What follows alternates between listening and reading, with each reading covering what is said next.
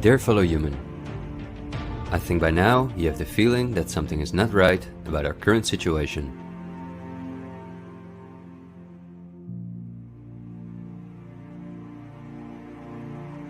But I also think that the many ill-founded conspiracy theories may have caused you to distance yourself from both the media scaremongering and from those who spread the conspiracy theories. Still, I hope you will listen to me for a moment, because as you watch this video, hundreds of millions of people worldwide are falling into poverty because of the measures that have been in place for so long.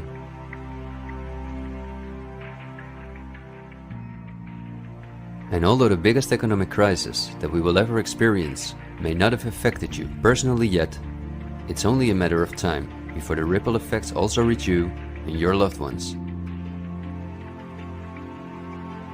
This is not alarmism, but the harsh reality we face. I also think that we can limit the damage and even benefit from it if we are properly and objectively informed about our current situation. Therefore, I would like to show you some easy verifiable facts that I think are essential.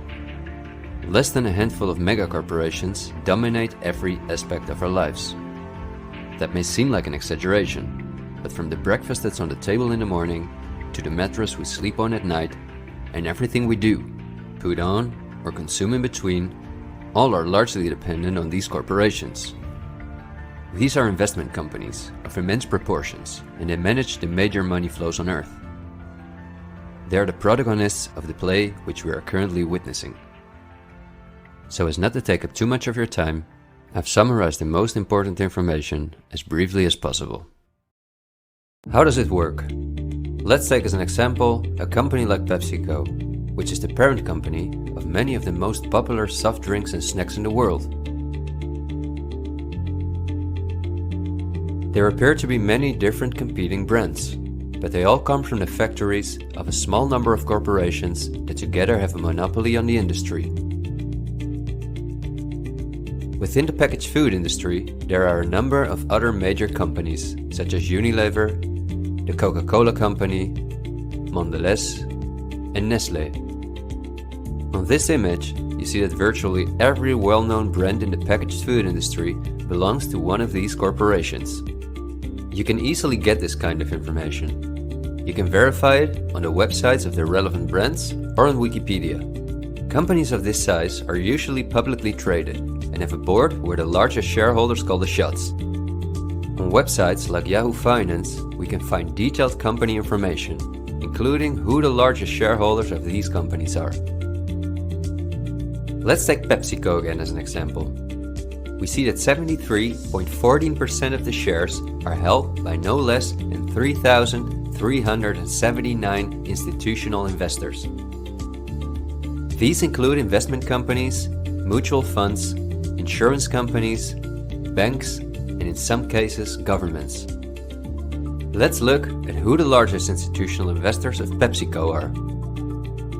As you can see, just 10 out of the 3,379 investors account for almost 1/3 of all shares. The combined share capital of these top 10 has a value of approximately $60 billion.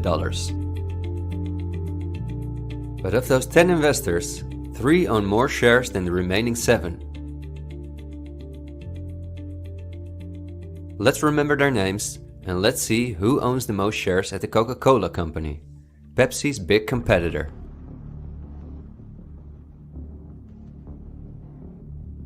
We see that just like with PepsiCo, the majority of the shares are held by institutional investors. Let's look at the top 10 and start with the last one of them. 4 out of these 6 institutional investors we also saw at the last 6 of PepsiCo. These are Norton Trust, JP Morgan Chase, Geode Capital Management, and Wellington Management. Now, let's look at the 4 largest shareholders. 3 of these we also saw in the top 4 at PepsiCo. They are BlackRock, Vanguard, and State Street. And there's another one, Berkshire Hathaway.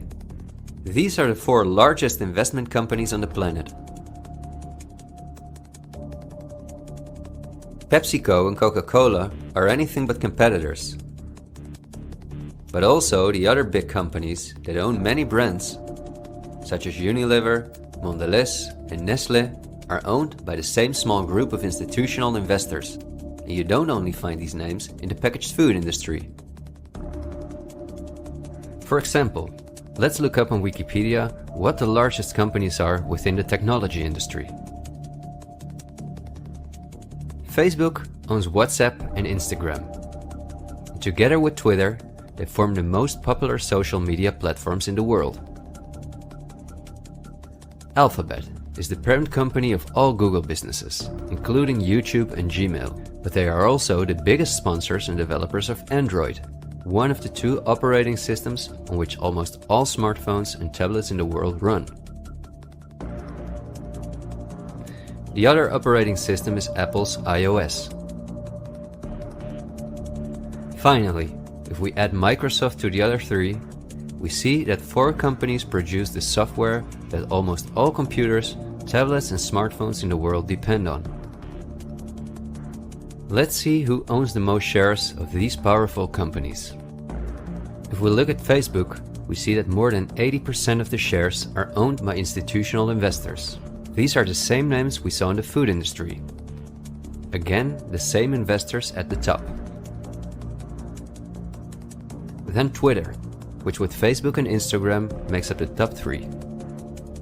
Amazingly, we see that the company is also owned by the same investors.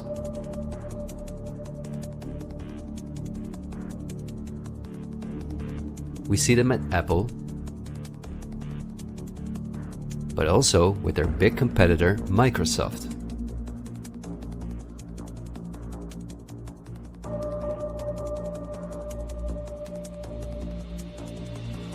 When we look at all the other companies that dominate the technology industry and build our computers, TVs, smartphones and household appliances, we see the same big investors who own a majority of the shares.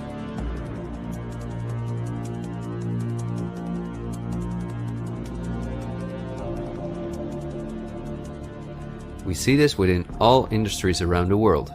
And just to show you that I'm not exaggerating, I'll give you another example. Let's say we want to plan a vacation. On our computer or smartphone, we look for a cheap flight to the sun through websites like Skyscanner and Expedia, both of which belong to the same group of institutional investors. We fly with one of the many airlines, of which the majority of the shares are often owned by the same investors or by governments, like Air France-KLM. The aircraft we fly is in most cases a Boeing or an Airbus. Again, we see the same names. We look for a hotel or an apartment through Booking.com or Airbnb.com. Once we arrive at our destination, we go out for dinner, then we write a review on TripAdvisor. The same investors are at the basis of every aspect of our journey, and their power goes even much further, because even the kerosene that fuels the plane comes from one of their many oil companies and refineries. Just like the steel that the plane is made of comes from one of their many mining companies. This small club of investment companies, banks and mutual funds are also the largest shareholders in the primary industries, where raw materials come from. If we look on Wikipedia for the largest mining companies in the world, we see that their shareholders are the same institutional investors we see everywhere else. The same goes for the largest agricultural companies in the world, that our entire food industry depends on. For example, they own Bayer, the parent company of Monsanto, the world's largest seed producer, which produces 90% of all the cotton seed on Earth, as well as the majority of all other seeds. But these institutional investors are also the shareholders of the largest textile manufacturing companies in the world, and even the numerous popular clothing brands that turn the cotton into the clothes we wear are owned by the same group of investors.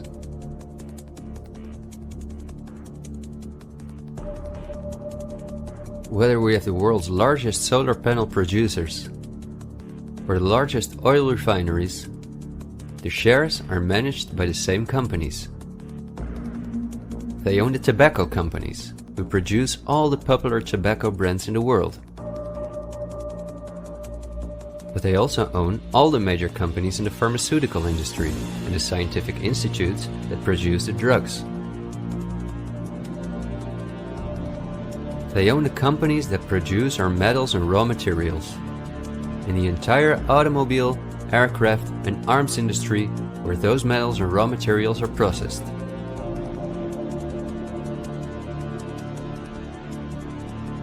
They own the companies that build our electronics.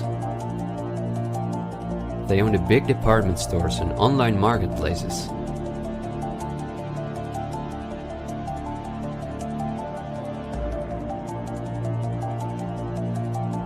And even the payment methods that we use to pay for their products.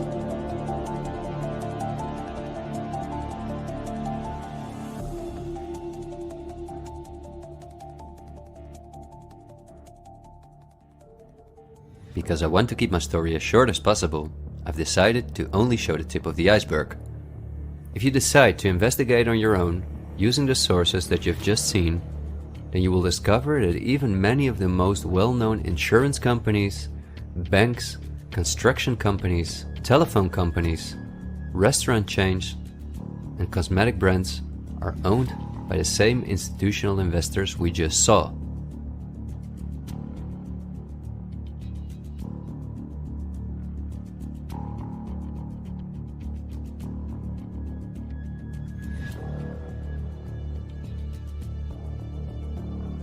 These institutional investors are, as I told you earlier, mainly investment companies, banks and insurance companies. They are in turn also owned by shareholders. Now, what is the most amazing thing? All of these institutional investors own each other's shares, and together they form an immense network that we can compare to a pyramid. The smaller institutional investors are owned by larger investors, who in turn belong to even larger investors. The visible top of this pyramid consists of only two companies, and we have seen their names many times by now. They are Vanguard and BlackRock. The power of these two companies is something we can barely imagine. Not only are they the largest institutional investors of every major company on Earth, they also own the other institutional investors of those companies, giving them a complete monopoly. According to a report by Bloomberg, one of the most respected institutions in the world in the field of financial data and analytics, experts expect that by 2028, both companies will collectively manage about $20 trillion in investments, and in the process will own almost everything on Earth. The same Bloomberg called BlackRock the fourth arm of government, because it is the only non-government entity that has a close relationship with the federal banks, also called the central banks. BlackRock not only lends money to the federal banks, but is also their principal advisor and the developer of the computer system that the federal banks use. Dozens of BlackRock employees had senior positions in the White House during the Bush and the Obama administrations, and currently under Joe Biden. BlackRock CEO Larry Fink is a welcome guest with many heads of state and politicians, and understandably so. He's the face of the company that pulls the strings.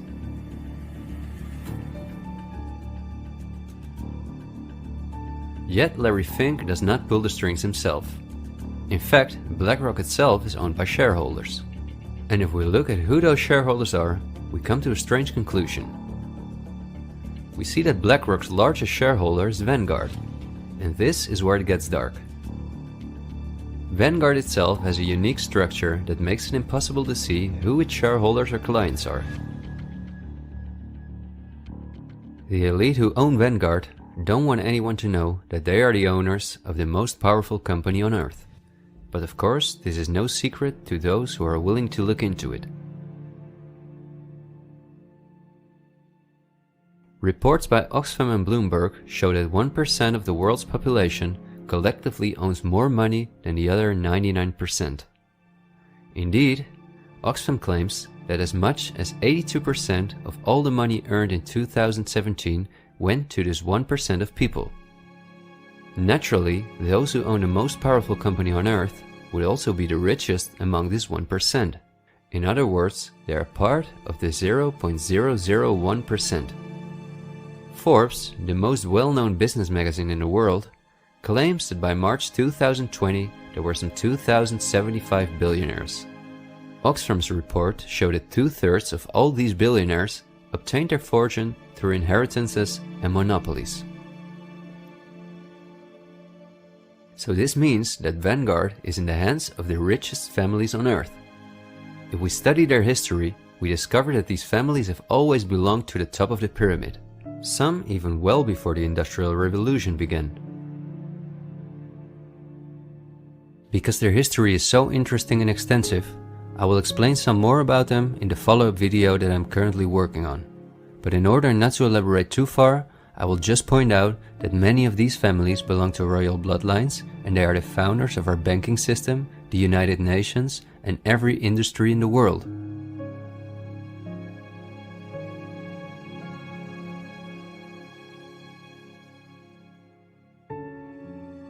These families never lost their power, but because of an increasing world population, they were forced to hide behind investment companies such as Vanguard, whose largest shareholders are the private funds and non-profit organizations of these families.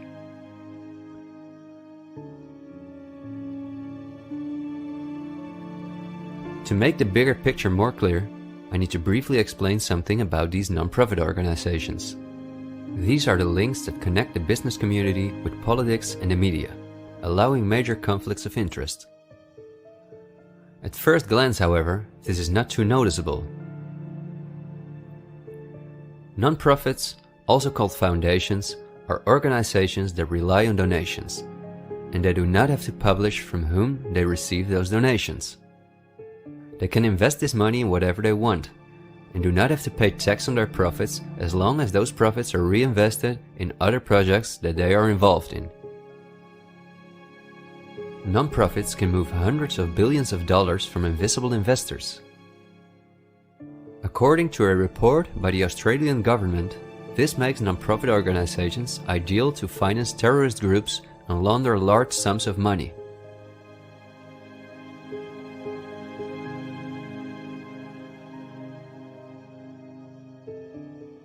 The foundations and funds of the families who are highest in the hierarchy of the 1% hide behind the scenes as much as possible.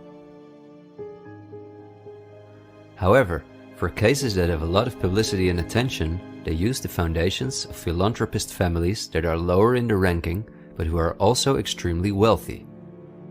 In order to be concise, I will only highlight the 3 most important foundations in the world that connect all the industries in the world to each other. These are the Bill and Melinda Gates Foundation, the Open Society Foundations of the controversial multi-billionaire George Soros, and the Clinton Foundation. A very brief introduction to give you an idea of the size of these types of foundations. According to the official website of the World Economic Forum, the Gates Foundation is the largest funder of the World Health Organization, after President Donald Trump halted the funding of the WHO by the US in 2020. This makes the Gates Foundation one of the most influential organizations in the world in the area of everything that relates to our health.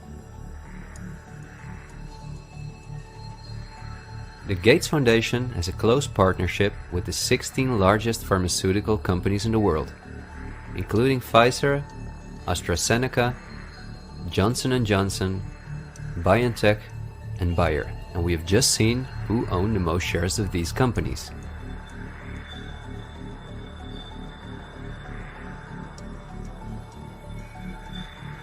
Bill Gates was anything but a poor computer nerd who made it to one of the richest people in the world. But he came from a philanthropic family that, just like himself, worked for the absolute elite. Bill is the founder of Microsoft, which is owned by BlackRock, Vanguard, and until recently, Berkshire Hathaway.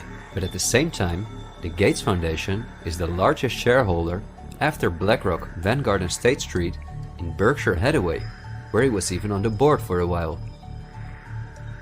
We would spend hours if we considered everything the Gates Foundation, the Open Society Foundations of George Soros, and the Clinton Foundation are involved in. But because they connect us with the next topic and with the current events, this brief introduction was important. I think the next topic should start with a question. A random person like myself, with very little experience in video editing, using an old laptop, can in 20 minutes objectively portray that only 2 companies have a total monopoly over all the industries in the world.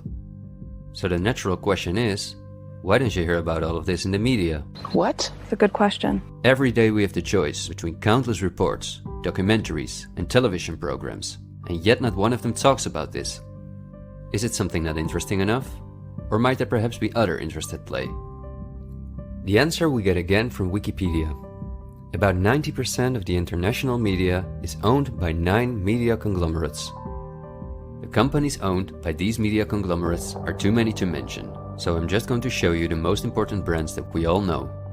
Viacom CBS is the parent company of, among others, all CBS channels, Paramount, where the most famous movies and series in the world come from, MTV, Comedy Central, Nickelodeon, the popular British Channel 5 and the popular Australian 10. Guess who the largest shareholders of Viacom CBS are? Before we look at the other major conglomerates, let's not forget to mention our extremely powerful streaming monopolists, Netflix and Amazon Prime, both of which belong to the same shareholders. Then AT&T, which is the parent company of Warner Brothers, HBO, Discovery Channel, CNN, Cartoon Network, TNT, DC, and many other well-known brands. Guess who the largest shareholders of AT&T are?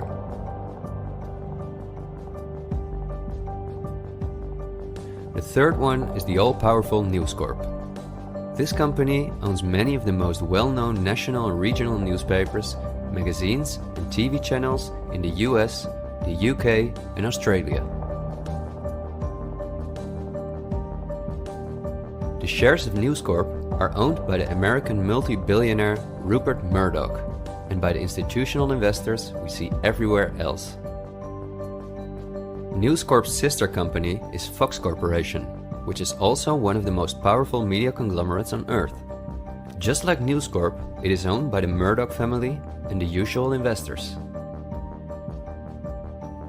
Then the Walt Disney Company, a conglomerate of unimaginable dimensions, with many subsidiaries such as Pixar, Marvel, 20th Century, Lucasfilm, ABC, National Geographic, and Hulu.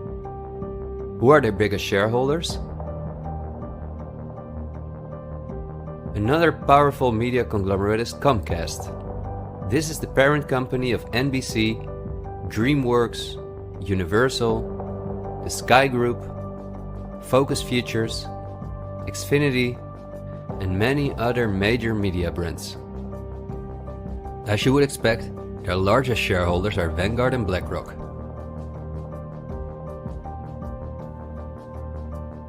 I could go on for hours and show that in almost every country on Earth, the local media is in the hands of these kind of conglomerates, which in turn are owned by our institutional investors or by extremely rich and powerful elite families. In the UK, for example, virtually all popular newspapers and magazines are owned by the Daily Mail Group, Reach, and the aforementioned News Corp. In the Netherlands, the entire media is in the hands of the Persgroep, Mediahuis and Bertelsmann. And in Germany, the entire media is either controlled by the German government, Pro701, Axel Springer, and again, Bertelsmann, which is also a conglomerate of unprecedented dimensions. Not only is this the parent company of the largest book publisher in the world, Penguin Random House, and owner and founder of BMG Music, Bertelsmann also controls a large part of the European media through their subsidiary RTL, a company with 67 TV channels, 10 streaming platforms and 38 radio stations. Bertelsmann is owned by the ultra-rich Bertelsmann-Mohn family, who openly collaborated with the Nazis. Because of this, Reinhard Mohn was held as a prisoner of war in the US. Besides RTL, Bertelsmann also owns a large part of the French mainstream media. And together with Mediaset, the powerful Italian conglomerate of former President Berlusconi that controls the most important part of the Italian mainstream media, they also own all popular Spanish TV channels. Now, to complete the picture, let's look at where the news comes from that all these media outlets are feeding us on a daily basis. The various news media do not produce their news themselves, but use information and images from news agencies such as Reuters, the Dutch ANP, and the French AFP. These organizations are anything but independent. Reuters is owned by the powerful Canadian Thomson family.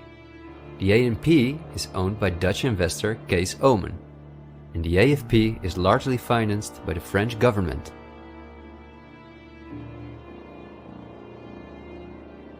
The main journalists and editors who work at our media or at these news agencies are affiliated with important journalistic organizations, such as the European Journalism Centre. These are one of the largest funders of media-related projects across Europe. They train journalists, produce study materials, give internships at, for example, the ANP, and work closely with the world's largest corporations such as Google and Facebook. For journalistic analysis and opinion, all the major media outlets in the world use Project Syndicate, the most powerful organization within its field. It supplies the 506 most important media outlets in 156 countries. Project Syndicate, plus an organization such as the European Journalism Centre, together with the news agencies, are the connecting link between all the different media outlets around the world. When newscasters read the news from their teleprompters, there is a good chance that the text comes from one of these organizations. As a result, the global media is often synchronized in its reporting.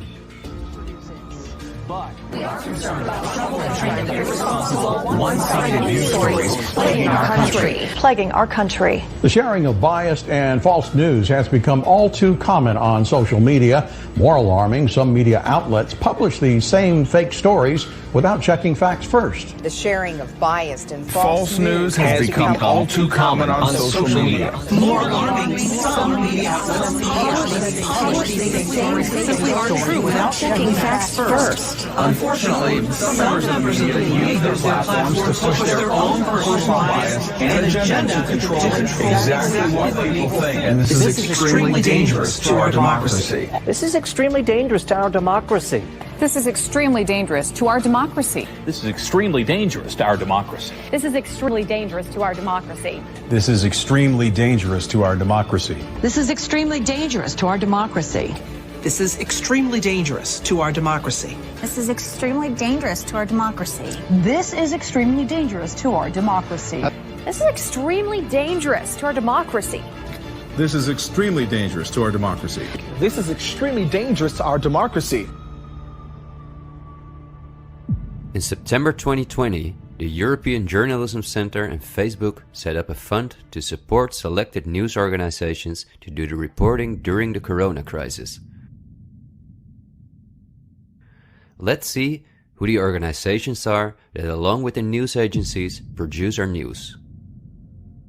At Project Syndicate, we see the Bill and Melinda Gates Foundation, the Open Society Foundation, and the European Journalism Centre.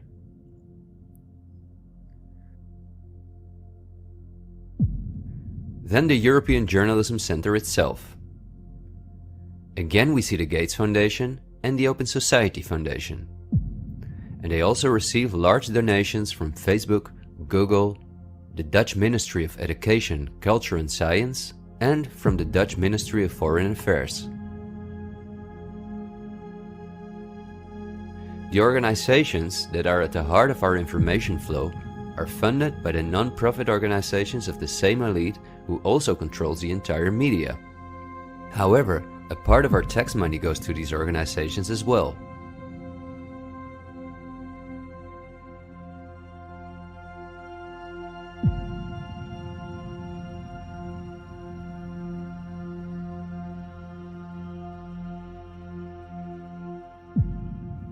Okay, I realize this was a lot of information to process, and believe me, I've made it as short as possible, and I've only used those examples that seem necessary to show you the overall picture, so you can understand the current situation better.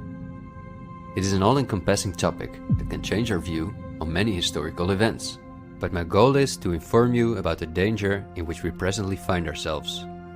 There will be enough time for us to delve into the past, so let's talk about the current events now. The elite that controls every aspect of our lives, up to the information that we receive, depends on an unimaginably coordinated collaboration to keep all the different industries on Earth connected to each other, in order to ensure they all work in the elite's interests. This happens at the World Economic Forum, one of the most important organizations in the world.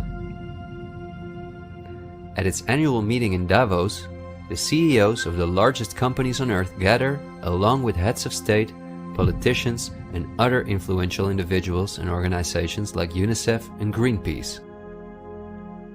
Serving on the board of trustees are former US Vice President and climate change guru Al Gore, BlackRock CEO Larry Fink, the President of the European Central Bank Christine Lagarde, the Director of CERN Fabiola Gianotti, the Queen of Jordan, the Director of the International Committee of the Red Cross Peter Maurer, and many other politicians and CEOs of the world's most influential companies.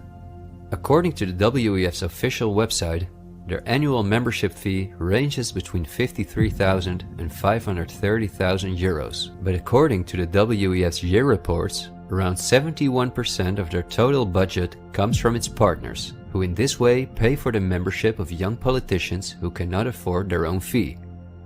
Wikipedia reports the following.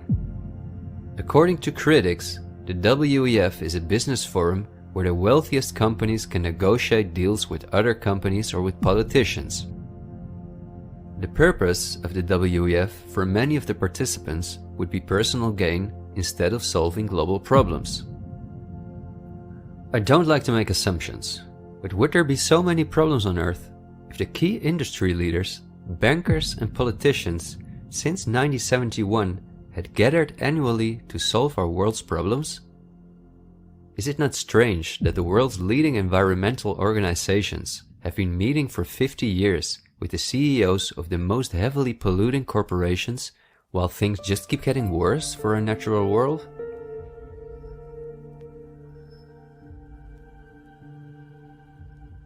That these critics of the WEF are right soon becomes clear when we look at who the most important partners are that account for almost 71% of the WEF's budget. There are BlackRock, the Open Society Foundations, the Bill and Melinda Gates Foundation, and many other large corporations of whom Vanguard and BlackRock own the shares directly or indirectly.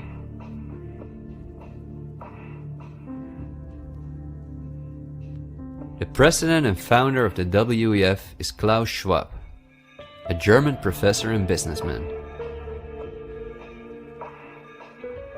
In his book, The Great Reset, he describes in detail the plans of his organization.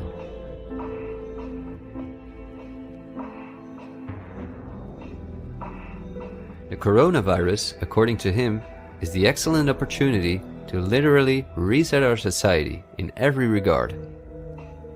He calls this Build Back Better, and this slogan seems to be the motto of all globalist politicians in the world.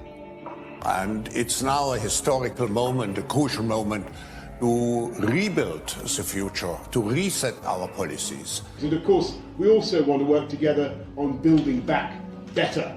You know, I said we're going to build back and we're going to build back better. It's certainly a major crisis, but it also offers us a unique opportunity. We must use this historical opportunity. Together we can turn a crisis into an opportunity. But this global pandemic has also created an opportunity to build back better. To build back better later.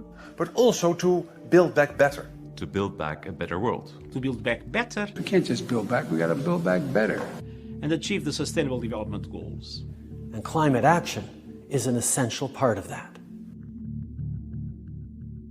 According to Schwab, our old society should be exchanged for a new one, in which countries give up their sovereignty to an all-encompassing world government, in which people own nothing but work for the state, in exchange for their housing, healthcare, and all their other basic needs. All of this is necessary, according to the WEF, because our modern consumer society, which the elite themselves imposed on us, can't keep going as it is. It's no longer sustainable.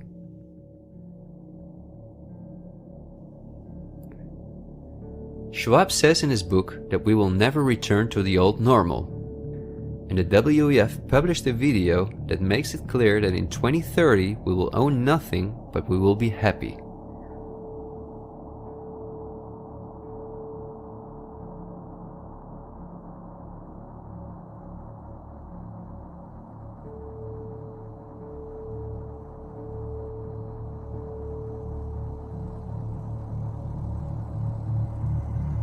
You've probably heard some talk about the New World Order. The media wants us to believe that this is a topic for conspiracy theorists, although it has been talked about for generations by presidents such as George Bush Sr., Nelson Mandela, and Bill Clinton. We have before us the opportunity to forge for ourselves and for future generations a new world order, a world where the rule of law, not the law of the jungle, governs the conduct of nations. When we are successful, and we will be, we have a real chance at this new world order, an order in which a credible United Nations can use its peacekeeping role to fulfill the promise and vision of the UN's founders. After 1989, President Bush said, and it's a phrase that I often use myself, that we needed a new world order. That the affirmative task we have now is to actually create a new world order. But also by the world's most famous philanthropists such as Cecil Rhodes, David Rockefeller, Henry Kissinger, and even George Soros. I think you need a new world order that China has to be part of the process of creating it, and they have to buy in, they have to own it. These important figures, who apart from Mandela, were all among the top of the elite when they were still alive, are not the only ones who dream about an all-powerful world government. In 2015, the UN presented its controversial Agenda 2030, which is almost identical to Klaus Schwab's Great Reset. In their own words, the UN, like Schwab, wants to ensure that by 2030, poverty, hunger, environmental pollution, and disease no longer exist on Earth. It sounds like a sympathetic plan, until you read the fine print. You see, the idea is that Agenda 2030 is going to be paid for by us, the citizens. And just as it is currently required of us that we give up our basic rights for the sake of public health, we will be demanded to give up our wealth in favor of poverty reduction. These are not conspiracy theories. You can read this for yourself on their official website. In short, it boils down to this. The UN wants to take the tax money from all Western countries and give it to the mega corporations of the elite, who will be contracted to rebuild society. Globally, a completely new infrastructure is needed, because fossil fuels must be made a thing of the past, according to the UN. For this immense project, a world government is needed, says the UN. And the same UN takes it upon herself to be this global government. Just like Schwab, the UN also believes that a pandemic is the perfect opportunity to accelerate the implementation of Agenda 2030. It is worrisome that the WEF and the UN openly admit that they consider pandemics and other disasters as an opportunity to transform society, especially since we have seen that the elite have all the resources at their disposal to make us believe that there is a pandemic, and even to create one. So we certainly should not take these things lightly, and we should examine them carefully. And when we do that, we come across things that are even more troubling.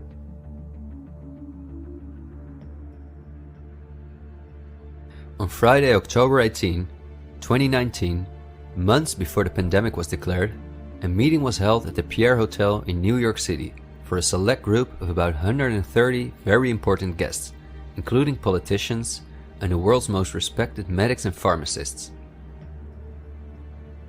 The purpose of the meeting was to simulate the possible scenarios in the event of a global pandemic. This could be a coincidence, you might say. For this simulation, however, a coronavirus was used as an example. The simulation covered in detail how the coronavirus would develop and how they could only control this through the intensive collaboration of entire industries, governments, and government agencies. Once again, a new world order to save us from destruction. Does it surprise you when I tell you that this meeting, called Event 201, was organized by none other than the World Economic Forum, the Bill and Melinda Gates Foundation, and the Johns Hopkins Institute? This is not a conspiracy theory. Check the official website of Event 201 for yourself.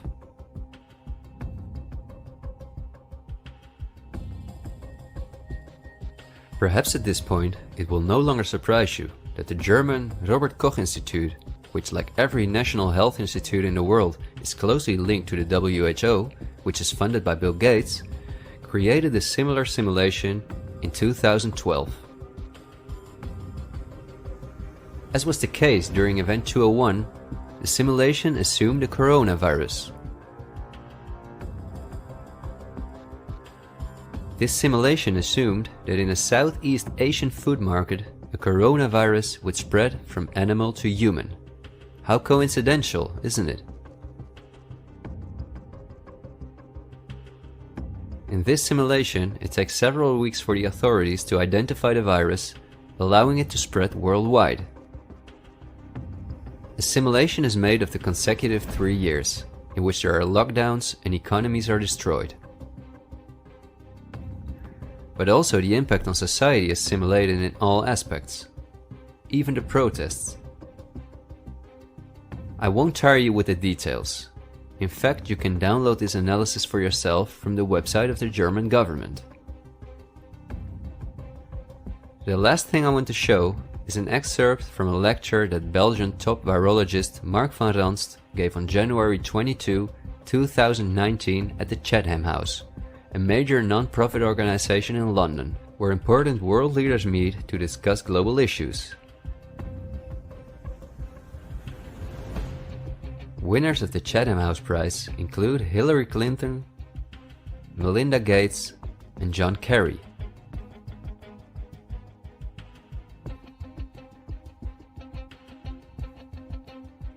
What Van Ranst is discussing is simply shocking. Van Ranst in fact explains how he has fooled the entire Belgian population during the swine flu through fear-mongering, out-of-context mortality rates, and media manipulation. He laughingly explains how he managed to impose the vaccine for the swine flu on the frightened Belgian population, a vaccine produced by the pharmaceutical companies he worked for. Thank you very much, Ab. Thanks for the invitation. And I was asked to tell you about my experiences being the crisis manager, the flu commissioner for Belgium and highlighting the communication. And then you have one opportunity to do it right. I mean, day one is so important. In day one, you start your communication with the press, with the people, and you have to do it right. I mean, you have to go for one voice, one message. In Belgium, they chose to appoint a non-politician to do that. I mean, I have no party affiliations, and that makes things a little bit, at that time at least, a little bit easier, because you're not attacked politically, majority, minority. That doesn't come into play, and that was a huge advantage. The second advantage is that you can play in Brussels the complete naive guy and get a lot more done than you would otherwise be able to do. You have to be omnipresent that first day or the first days, so that you attract the media attention. You make an agreement with them that you will tell them all, and if they call, you will pick up the phone. When you do that, then you can profit from these early days to get complete carpet coverage of the field, and they're not going to search for alternative voices there. And if you do that, that makes things a lot easier. These first weeks, that's easy street when you have no opposition and everybody needs news and they can come to you for news, you can bring quite a lot of neutral information, and it is picked up, and it is well, the news is brought the way you bring it, and that is you can only do that in the first couple of weeks or months. And then you have to say, okay, well, we will have H1N1 deaths. Of course, that would be unavoidable. I used there Sir Donaldson's quote, where he said that in the UK, by the peak of the epidemic, 40 people would die per day at the end of the summer. So 62 at that time million people in the UK, 40 deaths a day. I worked it out for Belgium. That would be 7 deaths a day at the peak of the epidemic. I used that in the media. 7 Belgian flu deaths per day at the peak of the epidemic would be realistic. That is true in every year, even interpandemically. That is very, very conservative. However, talking about fatalities is important, because when you say that, people say, wow, what do you mean? People die because of influenza? And that was a necessary step to take. And then, of course, a couple of days later, you had the first H1N1 death in the country, and the scene was set and it was already talked about. And then you had to pick who is going to be vaccinated first. And then, well, women and children first, whatever. I mean, risk groups, they were important. And then I misused the fact that the top football soccer clubs in Belgium inappropriately and against all agreements vaccinated they made their soccer players priority people. So I said I can use that, because if the population really believes that this vaccine is so desirable that even the soccer players would be dishonest to get their vaccine, I said, okay, I can play with that. So I made a big fuss about this. This is Van Ranst is raving mad, but it worked. The Chatham House organization is also funded by all major corporations of the elite, the Gates Foundation and the Open Society Foundations.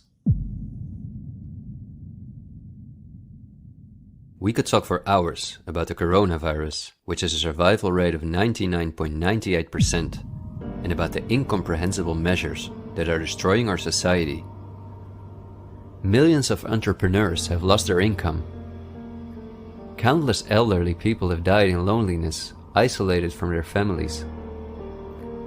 But I think we have reviewed enough facts that put the global COVID measures in a broader context, seen from the perspective of the elite.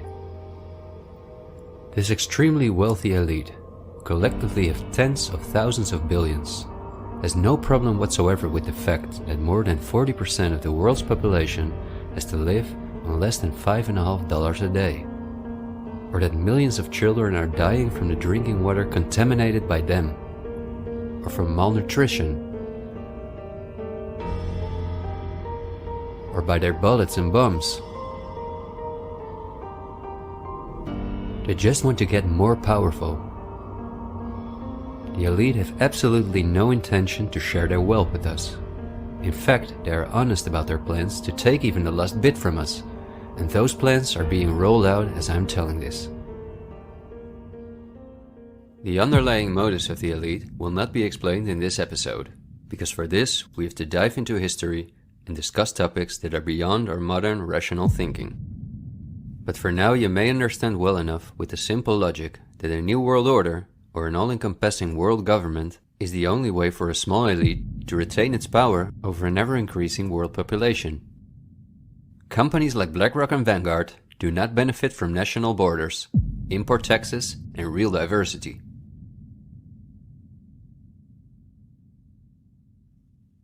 Only through fear and media manipulation can they maintain their grip on all of us.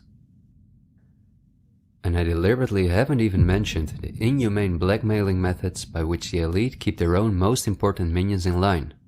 Because if this topic has aroused your curiosity, you will undoubtedly find out all about this in time.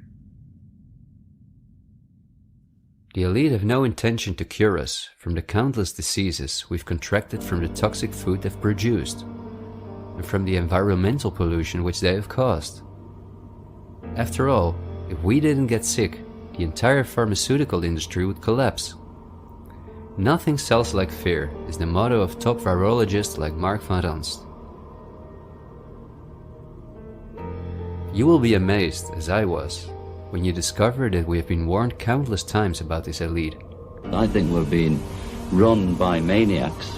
If anybody can put on paper what our government and the American government, etc., and the Russian, Chinese, what they are actually trying to do, I think they're all insane. But I'm liable to be put away as insane for expressing that. That's what's insane about it. Don't you agree? For we are opposed around the world by a monolithic and ruthless conspiracy that relies primarily on covert means for expanding its sphere of influence, on infiltration instead of invasion, on subversion instead of elections, on intimidation instead of free choice, on guerrillas by night instead of armies by day. It is a system which has conscripted vast human and material resources into the building of a tightly knit, highly efficient machine that combines military, diplomatic, intelligence, economic, scientific, and political operations. Its preparations are concealed, not published. Its mistakes are buried, not headlined. Its dissenters are silent, not praised. No expenditure is questioned, no rumor is printed, no secret is revealed.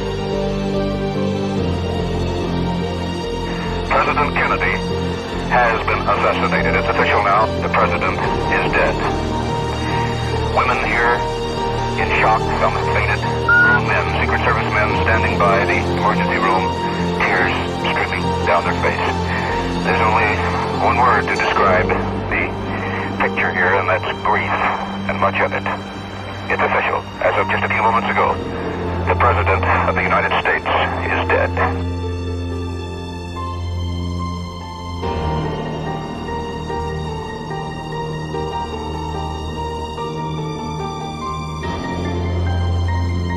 When you're talking about really elite levels, the name of the game is blackmail. That's what runs the whole system, basically. They want compromised people because they're easy to control. I'm not suicidal. I'm not suicidal.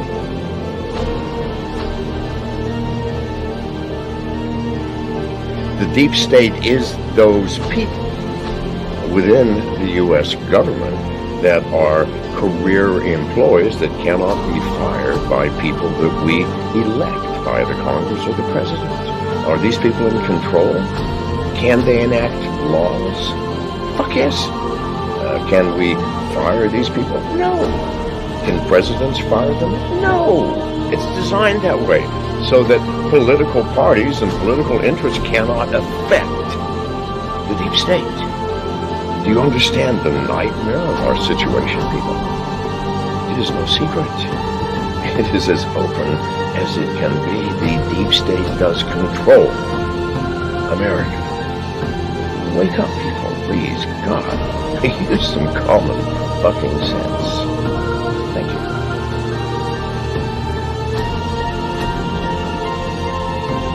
Something like 1984 could actually happen. This is the direction the world is going in at the present time.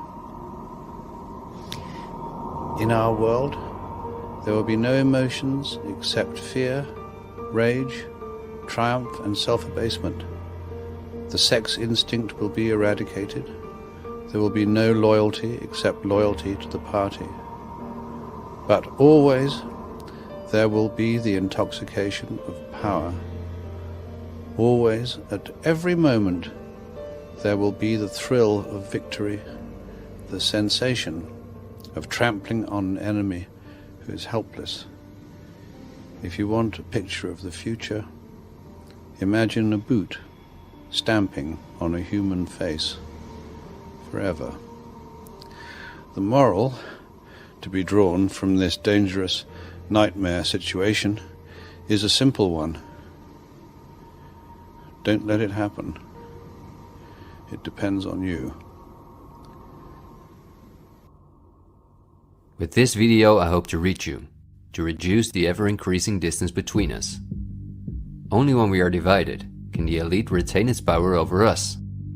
the greatest fear of the elite is that we will realize what is really going on Earth. And the only way the elite thinks they can prevent this from happening is through censorship,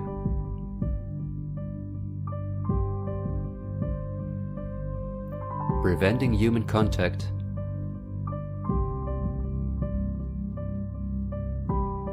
the incessant framing of political opponents and those who think differently,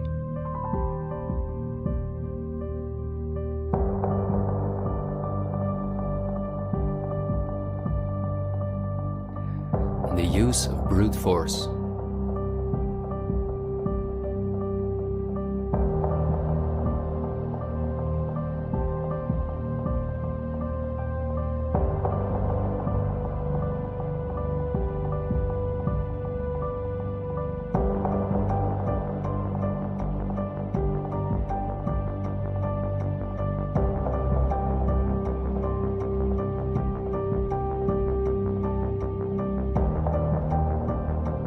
The plans of the elite are clear, and so is the ruthless way in which they want to accomplish them. If we allow this to happen, a new society will be built on the ashes of what we once knew. A new society in which we will own nothing, not even a home of our own. The elite wants to make sure that between now and 2030, everything you now own will be theirs. For this, devastating economic crisis is necessary. First, the middle class is attacked, which is the backbone of society. Entrepreneurs are forced to go into tremendous debt, which will ultimately cause them to lose all their possessions. After that, things will move quickly. Banks will fall, cash money will cease to exist, and the only way not to starve to death will be the acceptance of government support, which will include several conditions, such as the vaccination passport and giving up all private possessions. Because the entrepreneurs are the first to fall, many others won't immediately feel the crisis. The people remain divided among themselves until it is too late. This is not a doomsday scenario that I've made up.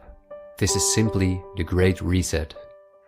The New World Order, which has been prepared for many generations, and which has been extensively tested in every communist dictatorship in the world.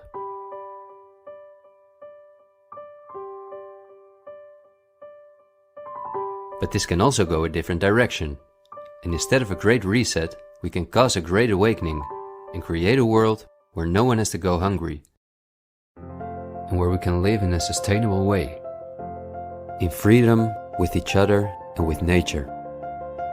This is not an idealistic daydream. There have always been forces that have sought to break the power of the elite, but until recently, our means of communication were always insufficient to get a mass network in motion. The elite have always kept us in ignorance about the discoveries of geniuses such as Tesla, who was far advanced in the field of clean, free energy. Or Dr. Rife, who used radio waves to cure at least 16 terminal cancer patients before he, just as Tesla, died in a suspicious manner. Or Henry Ford, who in 1941 had already made a car out of bioplastic that proved stronger than steel. The elite have hidden countless such techniques from us because they form a threat to their monopolies in every industry. These were techniques that would have given us freedoms and put the elite's power at risk, which is based on our fear and dependence on their projects. These are not conspiracy theories, but facts. What I am saying is that a world of new possibilities is opening up for all of us, where there is no poverty, no pollution, diseases, or wars, and in which governments work for the welfare of the people rather than the other way around. Countless ailments that provide the pharma industry with hundreds of billions of dollars will be cured. No one will have to work their ass off to live a dignified life.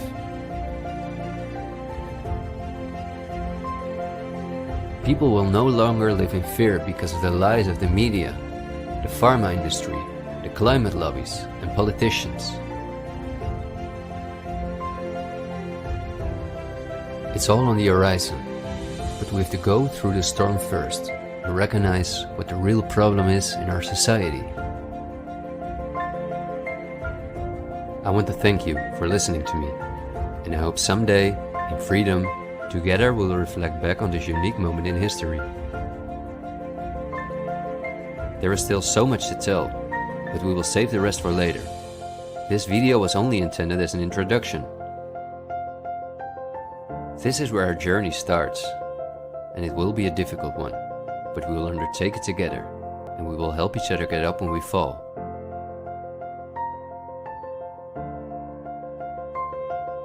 We will not be afraid. We are the 99%.